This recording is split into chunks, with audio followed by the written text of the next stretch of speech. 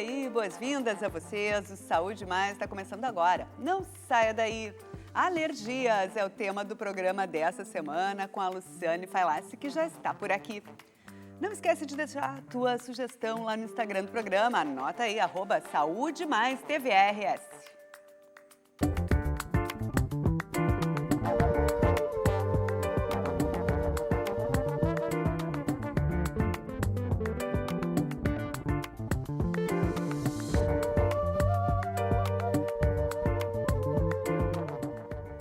Segundo a ASBAI, a Associação Brasileira de Alergia e Imunologia, cerca de 30% da população brasileira tem algum tipo de alergia, sendo 20% desses crianças. Outro dado que chama atenção é que 40% dos brasileiros sofrem de rinite alérgica, enquanto que uma parcela da sociedade também tem asma e alergias alimentares. Para conversar sobre a importância desse tema, está aqui a Luciane Failassi, que é médica alergista, mestre em pediatria pela URGS e especialista em alergia e imunologia pela ASBAI. Tudo bem, Luciane? Olha, bom, prazer te dia. receber, né? É um tema muito interessante, muito né? Todo interessante. mundo, é um tema que assim, a gente gosta de falar também no senso comum, né? Ah, tô com alergia, se agora, né? Finalzinho do inverno, começo da primavera. Mas eu acho que é sempre legal a gente começar conceituando mesmo, porque a alergia é um tema abrangente. Então, o que são alergias e como é que elas ocorrem no corpo humano?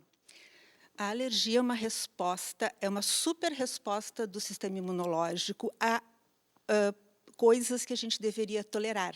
Então, por exemplo, numa alergia alimentar, a gente tolera os alimentos que consome. Na alergia alimentar, por algum motivo, que não se sabe ainda, e esse talvez seja o grande questionamento em relação às alergias, o meu corpo para de tolerar.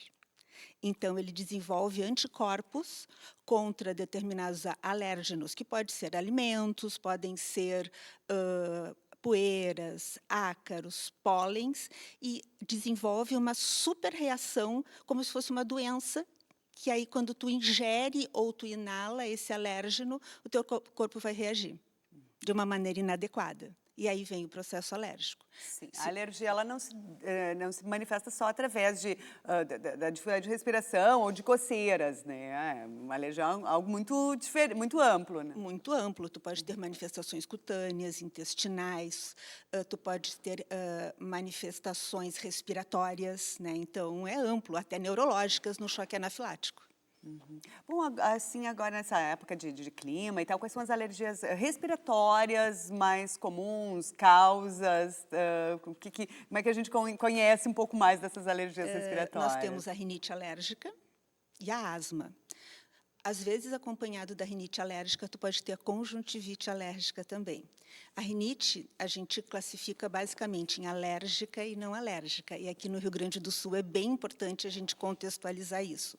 A alérgica, os gatilhos são os ácaros da poeira, são os pólens, epitélio de gato, de cachorro. Tá? Então, quando em contato com esses alérgenos, tu vai manifestar coceiras nos olhos, espirradeira, nariz correndo. Espirradeira são espirros em salvo, espirros em sequência, congestão nasal.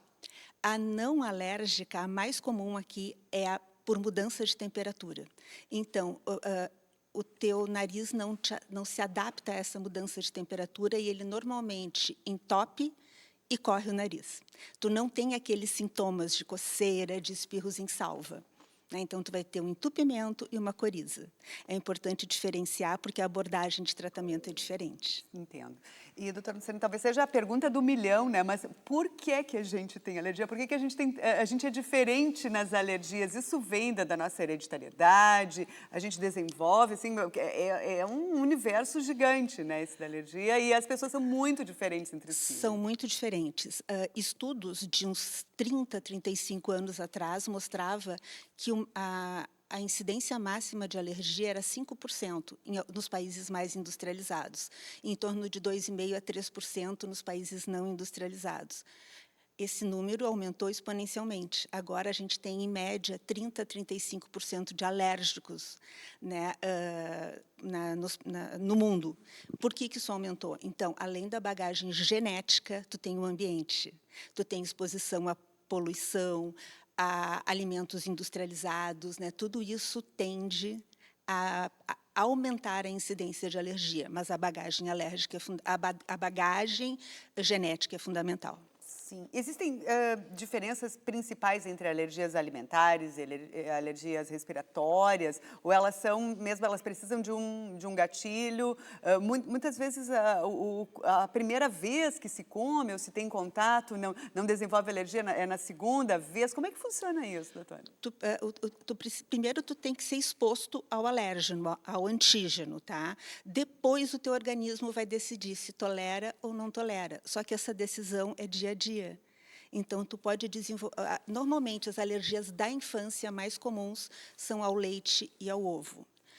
Na fase adulta, nós temos ao que a gente se expõe. Por exemplo, é muito comum alergia a amendoim, nozes, e nós temos alergia aos frutos do mar também. Então, tu precisa te expor e o teu organismo vai decidir se tolera ou não. Eu tenho pacientes que desenvolveram alergia a camarão em torno de 50, 60 anos de vida. Então, passaram uma vida inteira tolerando e, em algum momento, o organismo reconheceu aquilo como inadequado e desenvolveu uma resposta alérgica. E isso é bem capcioso, né? Porque, por conceito, se ela comeu esse camarão durante a vida toda e depois sentiu uma alergia, ela não vai acreditar imediatamente que é porque eu comi a vida toda e tal, porque agora... Normalmente, alergias alimentares, elas têm sintomas muito imediatos. Então, tu comeu o camarão, em termos de 2 horas, tu vai manifestar sintomas, que pode ser desde um inchaço no rosto, tosse, nariz correndo. Então, os sintomas são muito imediatos. Então, quando a gente faz uma boa investigação clínica, anamnese, tu consegue correlacionar. Só que isso se torna muito difícil, por exemplo, em alergias medicamentosas, em que o paciente, por exemplo, ele é polimedicado num quadro infeccioso, onde ele está usando anti-inflamatório, antibiótico, antitussígeno e desenvolve uma reação alérgica. E aí tu tem que saber investigar adequadamente qual das medicações desencadeou esse processo.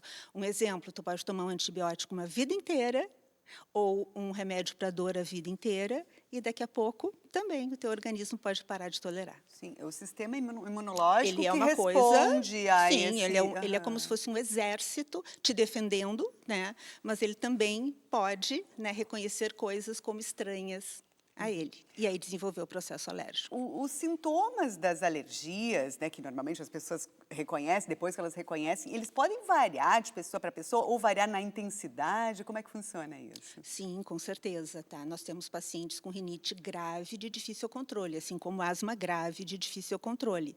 Então, tu pode ter desde de um nariz entupido, uma coriza, como tu pode ter aquele quadro na rinite, né, eu estou falando, de muitos espirros, do olho que tu não consegue abrir, tu pode ter uma rinite grave que tu precisa tomar um antialérgico, lavar o nariz, colocar um spray nasal de corticoide e te deitar, para conseguir se recuperar daquele quadro intenso. A mesma coisa a asma.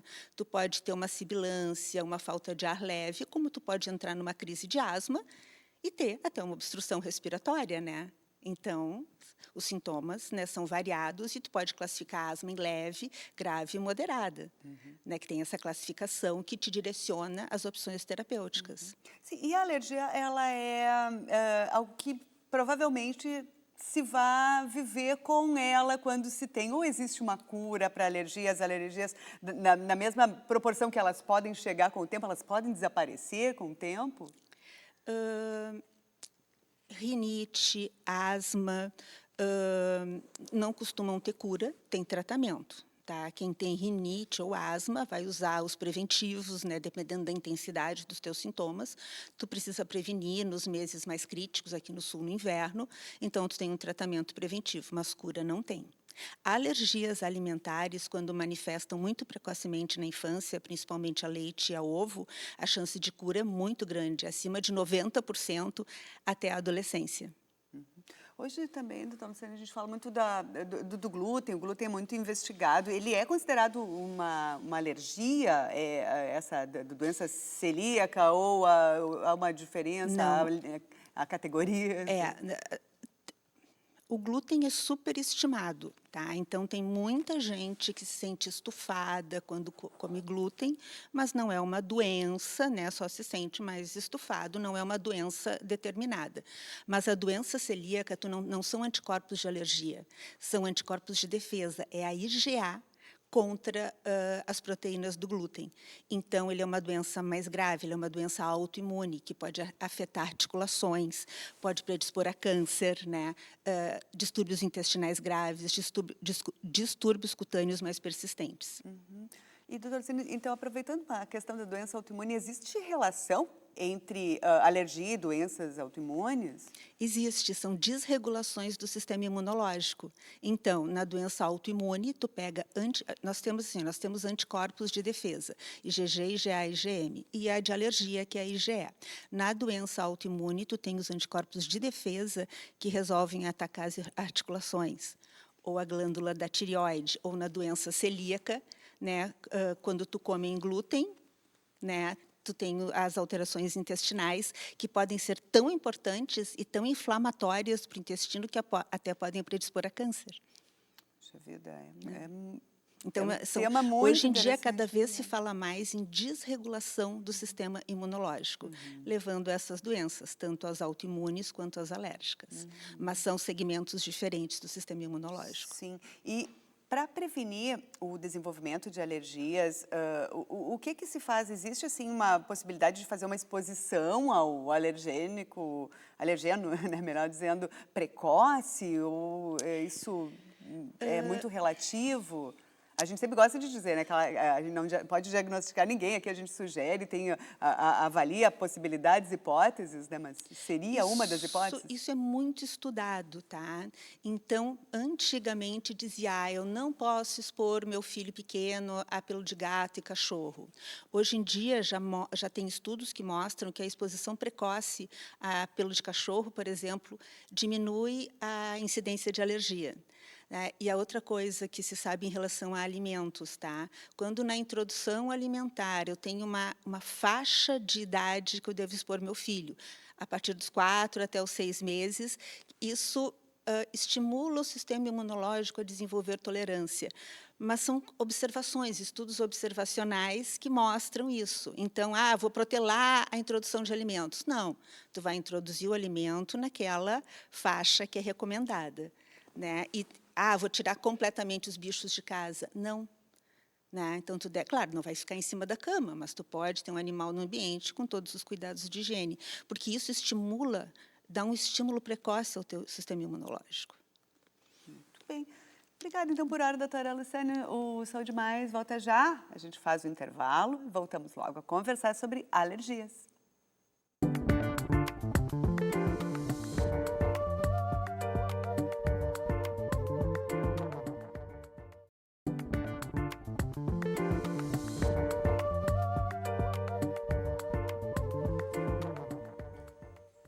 Saúde Mais de volta e a gente continua a conversar com a médica alergista Luciane Falaschi. Luciane, então, a gente pode pensar que quando se tem uma alergia, independente da natureza dela, ela só é diagnosticada através de um teste. É isso, para ter certeza que são testes que são feitos. Sim.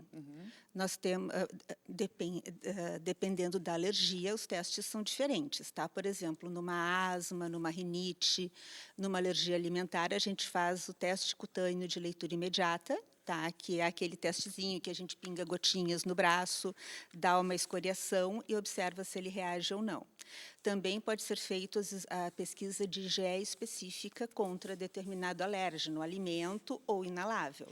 Né? Nas alergias de contato, por exemplo, tu precisa fazer o teste de contato, em que tu coloca alergenos químicos em contato com a pele, deixa por 48 horas e vê como é que a pele reage a eles. E fala então assim, agora a chegada da primavera também pode ser um terror para quem tem alergias, né? Então, o que acontece agora com esse pólen no ar? Aqui no Rio Grande do Sul, nós temos um clima muito parecido com o clima do hemisfério norte, né? Então, nós temos uma descarga maciça de pólens na atmosfera. Aqui no Rio Grande do Sul, prevalece o lolium, que é um tipo de gramínea, né, que são as forragens, as pastagens. Claro que elas são bem mais prevalentes nas áreas rurais, mas a gente percebe sintomas também nas áreas periféricas das cidades. Os sintomas da alergia a pólen são marcados assim, final de agosto até dezembro, né? Muita coceira no olho, muita coceira no céu da boca, os olhos vermelhos, inchados, o nariz com muitos espirros. Se tu tem asma, pode predispor também a crises de asma, né? Isso é uma prevalência do sul, da região sul do país, muito forte no Rio Grande do Sul. E existem também alergias de pele, né? Alergias fortes de pele. Pessoalmente, posso lhe dizer algo que, às vezes, eu saio para caminhar e eu volto com uma coceira na pele, assim, eu acho que a exposição a alguma árvore, dizem que tem que fazer alguma simpatia e tal, mas aí a gente não fala disso, né? Vamos falar dessa alergia de pele aí, que deve ter as mais diversas naturezas, né? Nós temos 3 grandes grupos de alergias cutâneas. Nós temos a urticária, que é uma alergia súbita, em que tu fica com manchas que aparecem na pele e elas migram ao longo de 24 horas. Então, se tu tiver no joelho, no outro dia ela não vai estar mais no joelho, vai estar no ombro e ela pode pegar o corpo inteiro.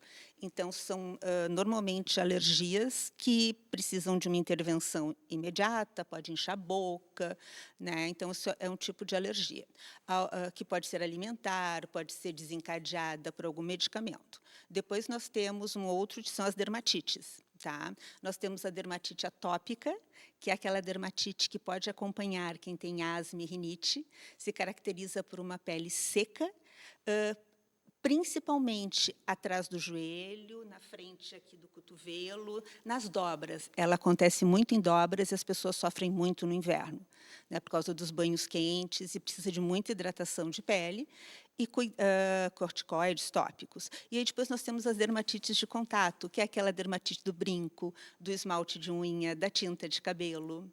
Então, essas são as principais alergias de pele. E o tratamento é com medicamento? Existem riscos envolvidos, assim, com algum anti-histamínico? Sim, Existem vacinas também para alergia? Como é que a gente fala da parte do medicamento? Sim, eu acho que a gente tem que segmentar. Na asma e na rinite, nós temos os antialérgicos, os antihistamínicos, nós temos os corticoides preventivos, que são os corticoides tópicos, tanto nasais quanto inalados, corticoide sistêmico, broncodilatadores. Na urticária, são normalmente os antialérgicos, né? E nas dermatites, as hidratações e os cremes de corticoide tópicos. Todos os tratamentos... E tu tem que identificar o gatilho, né? Se tu não identifica o gatilho, o teu tratamento sempre vai ser paliativo. Tu tem que poder prevenir. Acho que a alergia, tu tem que entender o que acontece e conseguir medidas para preveni-la. E existe uma diferença entre uma reação alérgica, assim, que é mais leve e uma que é mais identificada como anafilática? Existem, assim... porque a gente não sabe o que pode, nesse futuro, né, desenvolver uma alergia, a gente não sabe o que pode ter. Então, como é que a gente observa? Na anafilaxia, tá, que eu acho que é a emergência dentro da alergia, a anafilaxia, além do sintoma cutâneo, tu tem sintoma sistêmico. Então, por exemplo, já tive pacientes que foi picado por formiga e o único sintoma dele foi uma síncope. Ele, né, entrou em síncope. Na segunda exposição, na primeira ele não viu, na segunda ele viu a formiga e a gente conseguiu fazer o diagnóstico. Sim, então, assim, a anafilaxia é uma emergência, tu precisa de adrenalina autoinjetável, que é uma coisa que, infelizmente, não é comercializada no Brasil, que são as canetas, né, de adrenalina, e ela é uma emergência. Então, sintomas cutâneos, sintomas neurológicos, sintomas intestinais. A criança, por exemplo, uma criança alérgica ao ovo, ela se expôs ao ovo e apresentou vômitos, ficou molinha, ficou vermelha, isso é uma anafilaxia. E aí tu tem que excluir o alimento da dieta, né? E a criança tem que ser orientada as medidas que ela tem que ter, se por um acaso acontecer os pais, né, tem que ser orientados se acontecer alguma exposição acidental. A gente falou inicialmente, né, que existem alguns alimentos, alguns medicamentos que já são mais alergênicos, né? Mas existem alergias que não são muito esperadas, por exemplo, a banana, a maçã, algumas frutas assim mais recorrentes aí no nosso dia a dia? Dentro das frutas, tá? A gente tem assim os principais alimentos alergizantes, tá? Leite, ovo, trigo por alergia, não pelo glúten. peixe, camarão, agora entrou nesse grupo o amendoim já estava, entrou o gergelim, tá? Então, e agora nós temos também a banana como um alérgico que está aparecendo cada vez mais. Então, é interessante, porque a banana é a primeira fruta que a gente expõe para a criança. Normalmente, a banana e a maçã raspadinha. E a banana é um alergeno que a gente está vendo que está aumentando a incidência. E esse seria, então, um fator genético ou um fator do estilo de vida aí Não, do com certeza. momento? Tu tem aquela bagagem genética, mas tu vai desenvolver alergia àquilo que tu te expõe. E tudo isso é tratável com medicamentos ou existem também um tratamento mais natural? Também é possível? O dia a dia é só evitar mesmo? Porque muitas vezes a gente também responde, né, de quando a gente vai ao médico, tem alergia a algum medicamento, muitas pessoas podem ficar na dúvida, porque se elas nunca se expuseram a determinado medicamento ou substância, a gente não vai ter certeza se a gente tem alergia ou não. Então, como é que se maneja isso, doutora? Sim, alergias medicamentosas é um pouco mais difícil de manejar, principalmente naquele paciente que é polimedicado, tá? Mas, por exemplo, se tu pontualmente tu teve uma reação alérgica logo após tomar um anti-inflamatório, tu sabe que não precisa de nenhum teste, que tu sabe que foi aquele medicamento que desencadeou. Mas quando são muitos medicamentos que tu tomou ao mesmo tempo, tu tem que separar e testar, né? Agora, realmente, os pacientes demoram a se dar conta que um remédio, por exemplo, um ácido acetilsalicílico, AS, né? Eu tomo a vida inteira, né, para uma dor e daqui a pouco tomei, né, sei lá. E aí não me dei conta que foi ele que desencadeou a alergia. Isso acontece muito nas misturas, nos antigripais, nos relaxantes musculares, naqueles remédios que têm mais de uma composição química junto. E, doutora Luciane, a alergia também é um tema que todo mundo acha que sabe alguma coisa. Então, quais são os principais mitos que a gente precisa aí suplantar sobre as alergias, né? Porque eles podem afetar até o tratamento, o diagnóstico adequado, né? Essas Acho crenças que o nossas. principal mito está, por exemplo, a urticária, que é uma alergia que, assim, no mínimo 50% a 70% da população vai ter um episódio de urticária ao longo da vida. Toda alergia de pele é alimentar, mito. Tá? Em criança pequena é mais prevalente alergias alimentares. Em adultos é raro alergias alimentares, a não ser pontuais, assim, comi camarão, desenvolvi alergia. Isso pode, mas a imensa maioria das alergias assim que acontecem em adultos são ou por viroses, né, ou por alguma medicação, né? Então o mito, nem toda a alergia de pele é alimentar, a maioria não é. E como é que a senhora acredita que uma alergia pode afetar a qualidade de vida de uma pessoa? Não, tu imagina uma asma mais forte em que tu não consiga fazer uma atividade física ou caminhar 2 quadras porque tu sente falta de ar. Ou uma criança com asma que não consegue correr na educação física. Ou aquela criança que tem que ir repetidas vezes ao hospital porque a prevenção não está segurando as crises. E a mesma coisa uma criança com alergia alimentar. O tratamento da alergia alimentar nos primeiros anos de vida é com a exclusão do alimento. Então, tu imagina excluir leite e derivados e ovo e derivados da dieta. O quanto isso restringe festinha de aniversário, socialização. Então, é bem complicado, né? Restringe bastante a qualidade de vida.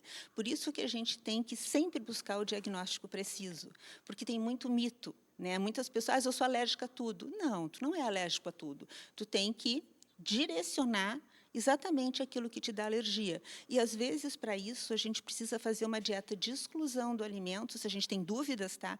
E reexpor o paciente ao alimento, para ver como esse paciente manifesta sintomas. Às vezes, o paciente tem uma ideia que esse alimento desencadeia alergia, mas quando tu reintroduz, ele tolera. Então, ele fixou naquilo, né, e realmente não é aquele alimento que desencadeia alergia nele. A gente começa até a pensar que a saúde mental pode ser Sim. afetada, né? E o estresse pode até piorar uma alergia, né? E, às vezes, os pacientes confundem, por exemplo, em relação a medicamentos, alergia com efeito colateral. Tá?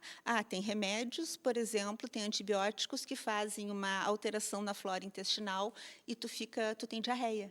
Isso não é uma alergia alimentar, isso é um efeito colateral previsto em bula.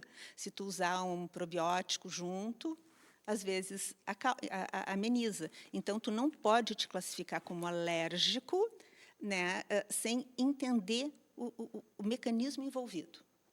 Tá certo. Bom, o assunto é bastante longo, né? O nosso tempo aqui é esse. Então, muito obrigada, Luciane, pela tua presença aqui no programa Saúde Mais. Até a próxima. O Saúde Mais ciência, mais bem-estar, mais prevenção vai ficando por aqui. Te cuida. Até semana que vem.